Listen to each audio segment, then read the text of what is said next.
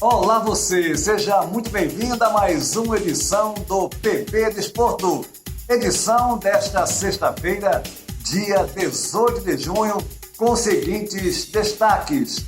TJD recusa pedido do Flamengo para a paralisação do Campeonato Brasileiro. Convocação da Seleção Olímpica gera polêmica. São Paulo libera Daniel Alves, mas Flamengo veta ida de Pedro. Técnico Fernando Santos, da seleção portuguesa, afirma: não tenho nenhum medo da Alemanha. No quadro Personagens do Futebol, mais 2 estádios que estão sendo utilizados nesta Eurocopa. O Johan Cruyff Arena, na Holanda, e o Estádio Olímpico de Baku, no Azerbaijão. No bate-papo do PB Desporto, Jorge Moraes, em Maceió, Alagoas, e Antônio Manuel Góes, no Rio de Janeiro, analisam a possível criação de uma liga independente no futebol brasileiro, como também a primeira semana da Eurocopa.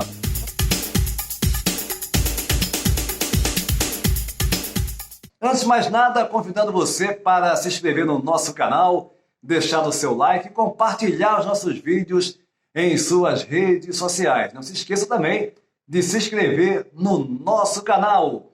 E o TJD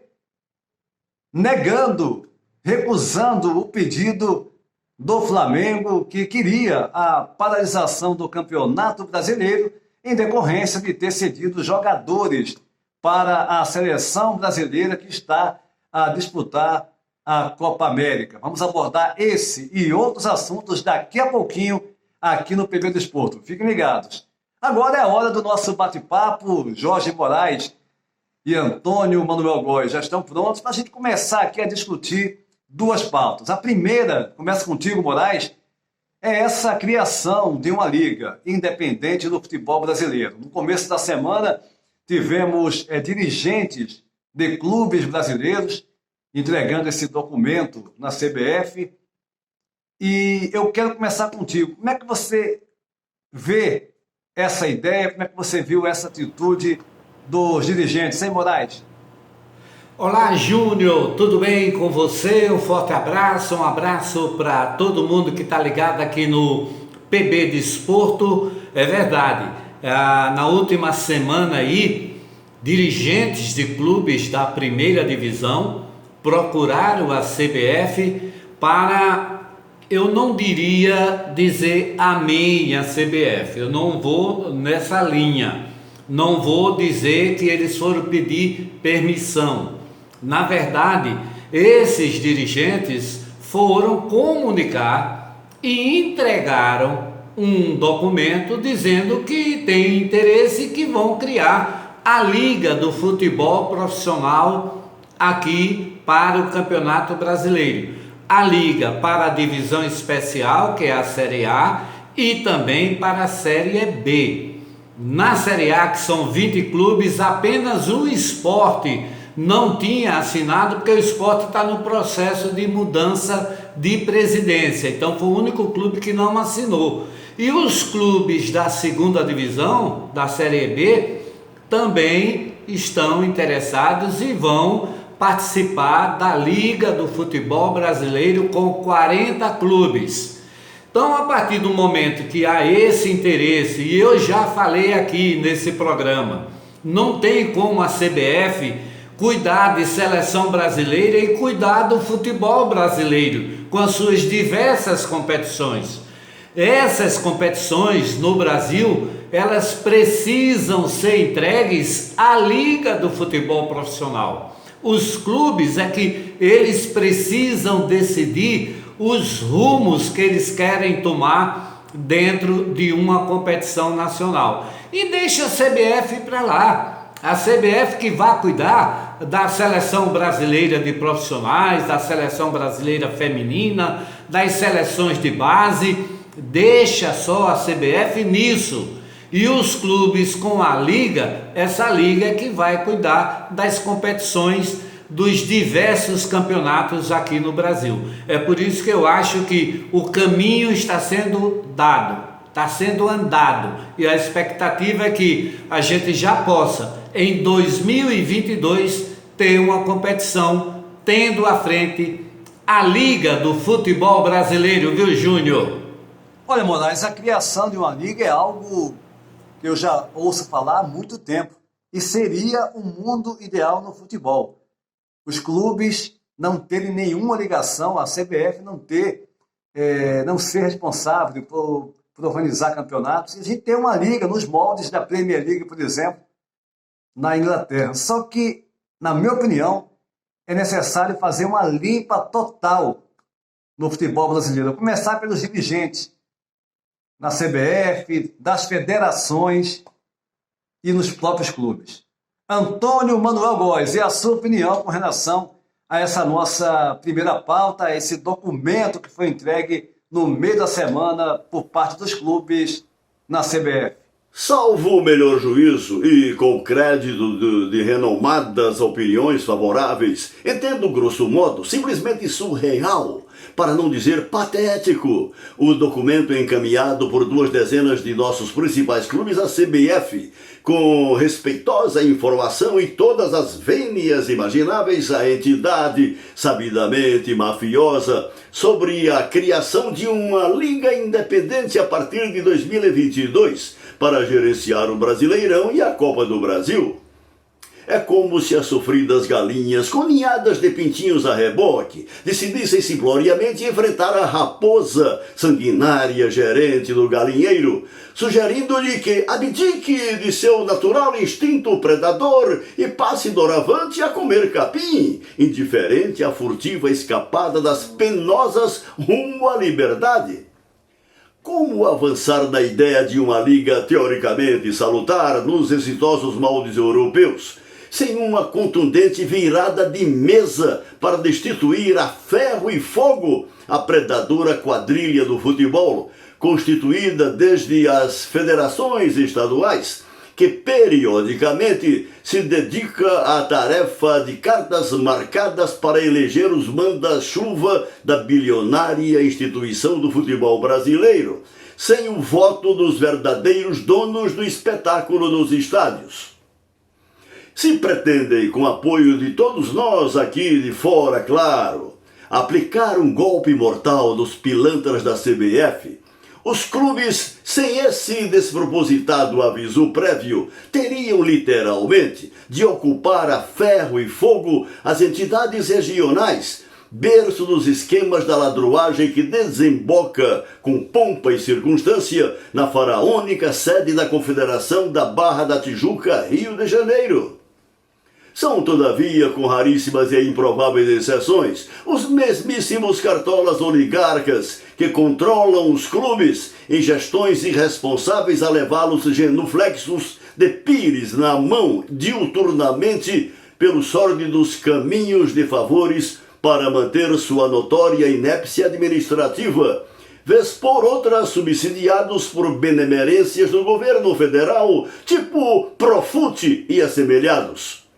Na realidade, Antônio Júnior, os clubes, ao fim e ao cabo, deixam escapar o rastro de suas verdadeiras intenções, para além das sinecuras de que internamente não abrem mão.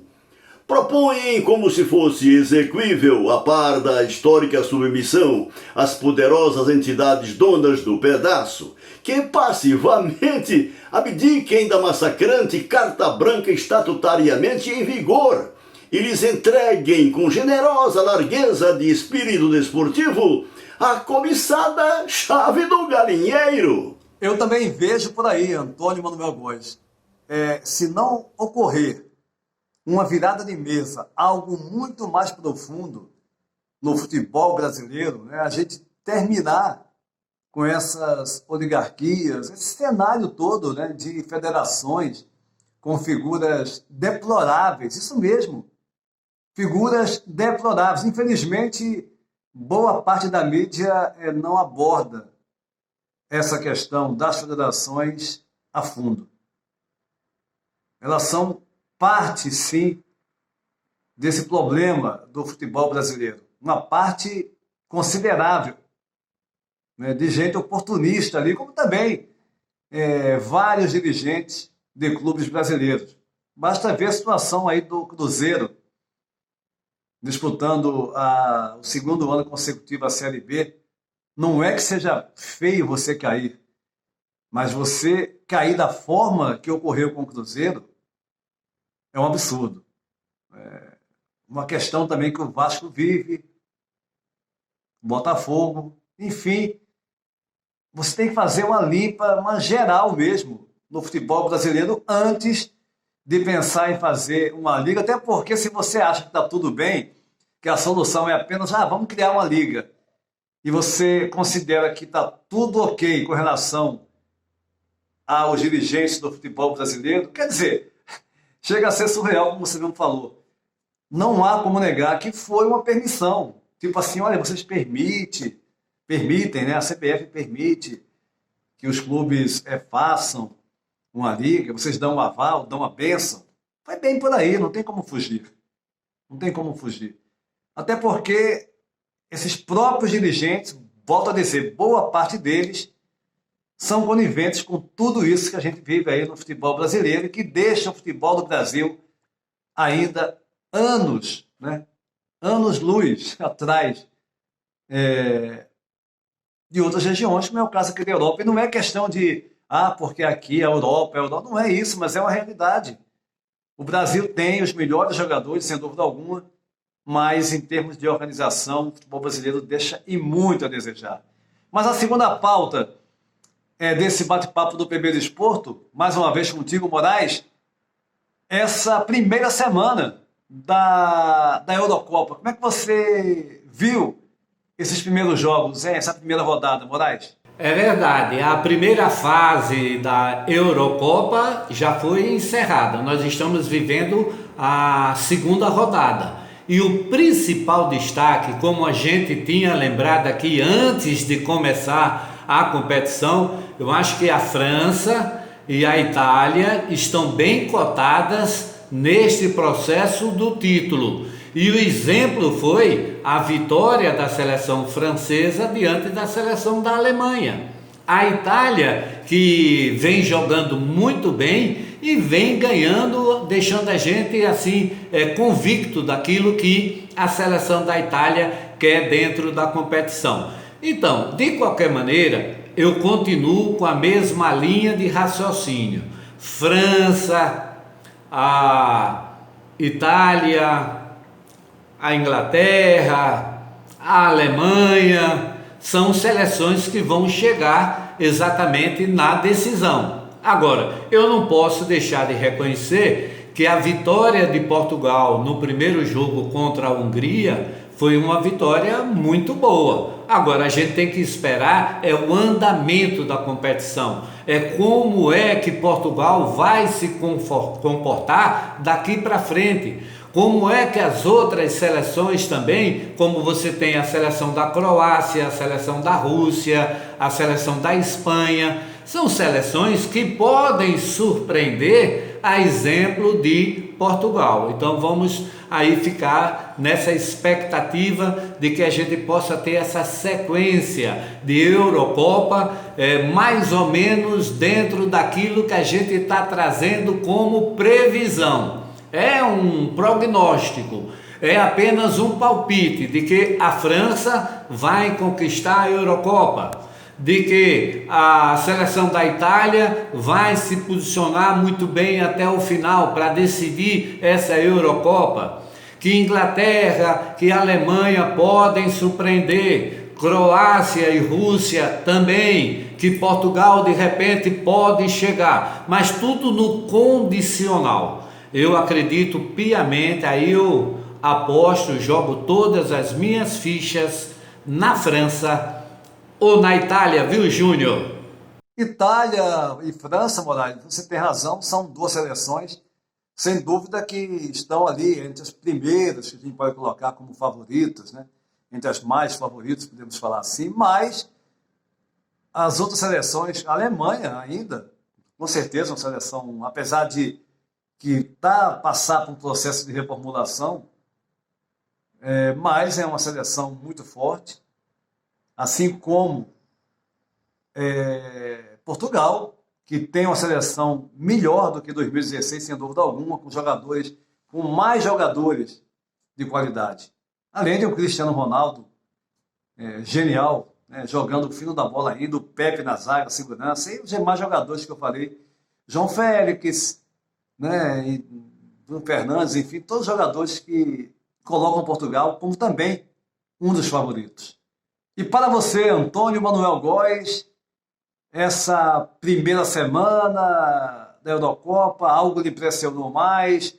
Como é que você analisa esses jogos iniciais da Eurocopa?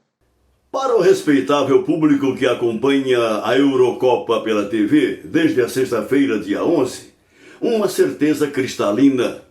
O futebol europeu, praticado desde as ligas nacionais, alcançou um nível evolutivo de competição que, com todas as letras, nos deixam na América Latina e, em particular, no Brasil, absolutamente no chinelo.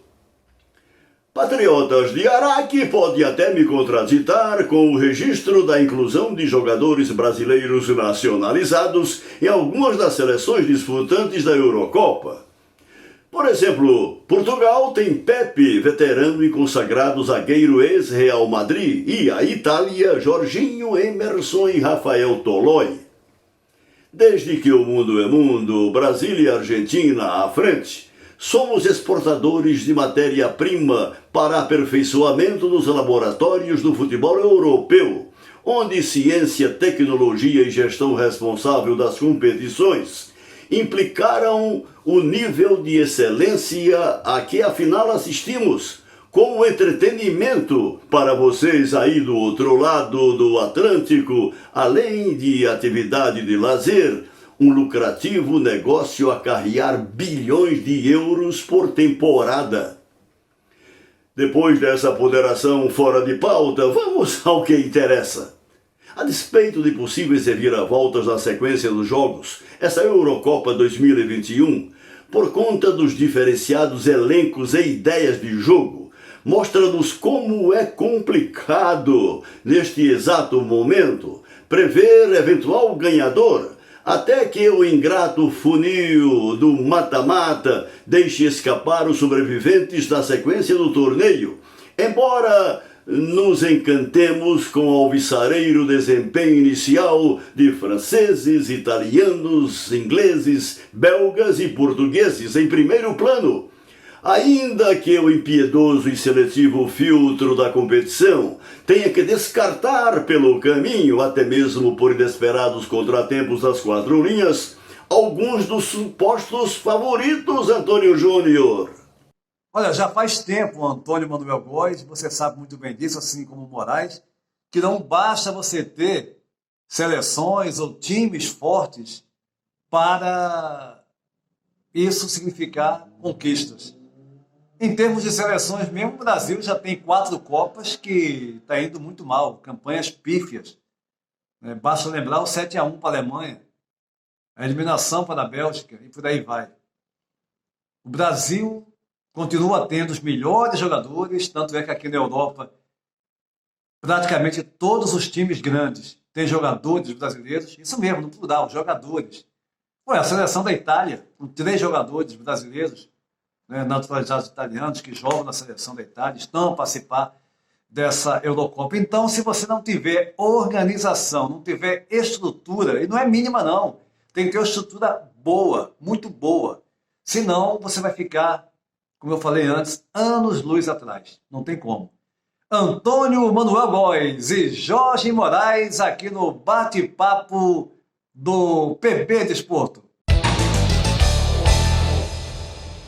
E no quadro Personagens do Futebol, nesta edição do PB Desporto, iremos apresentar, dar continuidade à apresentação de mais estádios que estão a ser utilizados nessa Eurocopa 2020, a ser disputada em 2021, em consequência da pandemia. Iremos apresentar agora mais 2 estádios. O primeiro, o Johan Cruyff Arena, situado em Amsterdã, na Holanda, e que é o estádio do Ajax, o time mais popular, com mais de 7 milhões de torcedores, da Holanda e também o que detém o maior número de títulos nacionais. São 35 conquistas do campeonato holandês pelo Ajax. O estádio, como você pode observar pelas imagens, muito bonito. Ele é considerado um dos mais bonitos dessa Eurocopa. Tem capacidade para 54.874 torcedores e foi inaugurado no dia 14 de agosto de 1996, vai completar aí 25 anos. Ele vai sediar nessa fase de grupos, está sediando, né, os jogos da Holanda na fase de grupos, a fase inicial, e ainda vai ter um jogo da fase oitavas de final. O outro estádio que iremos apresentar agora é o Estádio Olímpico de Baku, situado no Azerbaijão. Azerbaijão, que é um país transcontinental na região do Cáucaso, situado entre o leste europeu e o sudoeste asiático, e o Estádio Olímpico de Baku tem capacidade para 69.344 lugares. Ele foi fundado no dia 6 de março de 2015, é um dos mais novos, completou agora há pouco 6 anos, também um belo estádio, já sediou 2 jogos, País de Gales e Suíça, Turquia e País de Gales, e vai sediar ainda no próximo dia 20 de junho, Suíça e Turquia. E mais um jogo na fase quartas de final da competição. Estádio Olímpico de Baku. Os 2 estádios que apresentamos hoje aqui no quadro Personagens do Futebol.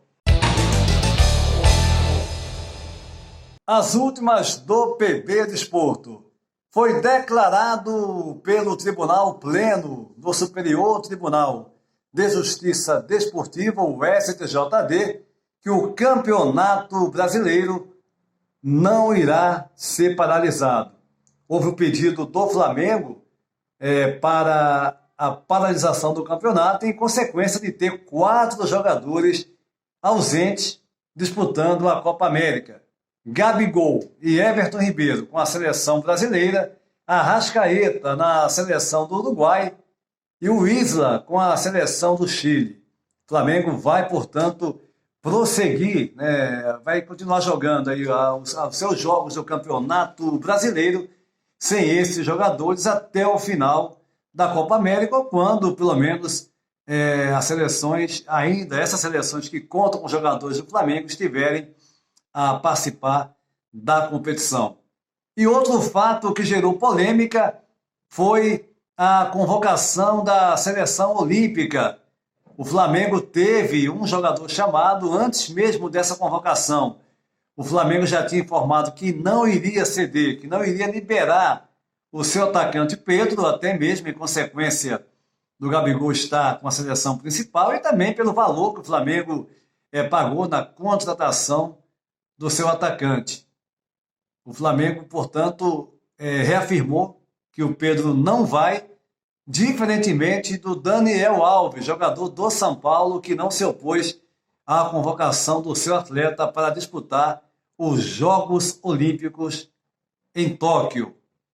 E o técnico Fernando Santos, da seleção portuguesa, Portugal, que enfrenta a Alemanha, o segundo jogo na Eurocopa. Primeiro jogo, Portugal venceu por 3-0 a seleção da Hungria, jogando em Budapeste, e agora vai encarar a Alemanha em Munique. E o Fernando Santos declarou que não tem nenhum medo da seleção da Alemanha. Ele disse ainda que Portugal precisa ter a posse de bola e ter os cuidados defensivos necessários para conter a seleção da Alemanha, mas que ele não tem receio nenhum da seleção da Alemanha.